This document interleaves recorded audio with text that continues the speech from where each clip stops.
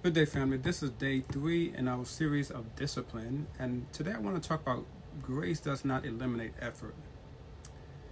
I think grace is one of the most understood topics in the Bible. When many people hear the word grace, they assume it means effort is no longer required, and that once we are saved, discipline becomes optional. That striving, training, and self-control no longer matters. But Scripture never teaches that grace replaces effort. Scripture teaches that grace redefines effort. Paul writes in Titus 2, verses 11 and 12.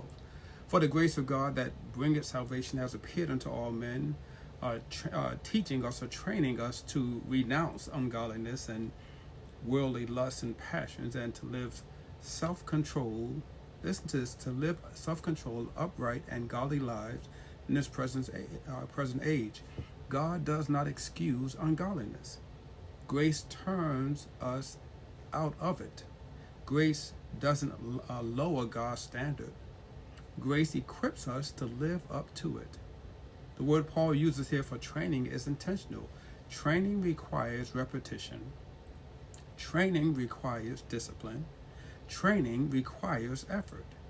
Grace doesn't say, do nothing. Grace says, now you are equipped to do what you could not do before. Paul continues this thought in Philippians 2, verses 12 and 13. And there he writes, work out your own soul salvation with fear and trembling, for it is God who works in you. But he says work. He said God works in you both to will and to do for his good pleasure. Notice the balance in that passage. We are commanded, we are called to work. But we are also reminded that God is the one working in us. This is not self-salvation. This is not human effort apart from God. This is spirit-empowered obedience.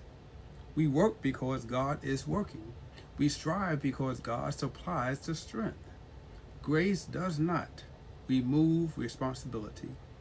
No, my friend. Grace makes obedience possible. And Paul understood this deeply, which is why he uses this athletic illustration there in 1 Corinthians 9, 24 to 27. And he reminds us that runners run to win, athletes train with purpose. They exercise self-control in all things. Paul says he disciplines his body and keep it under subjection, control, so that after preaching to others, he himself would not be a castaway or disqualified. And that's truly a sobering statement, a sobering thought. Paul knew grace did not make him immune to discipline. Grace compelled him toward discipline. The Christian life is not passive. It is not accidental. It is a life of intentional faith, intentional daily obedience, and consistent discipline. We don't train to earn salvation. We train because salvation has already been secured. Grace does not eliminate effort. Grace demands faithful effort, empowered by God's Spirit. So if you're tired today, remember this: grace strengthens you and I. If you're struggling, remember this: grace trains you. If you feel like giving up, remember this: grace equips you and I to endure.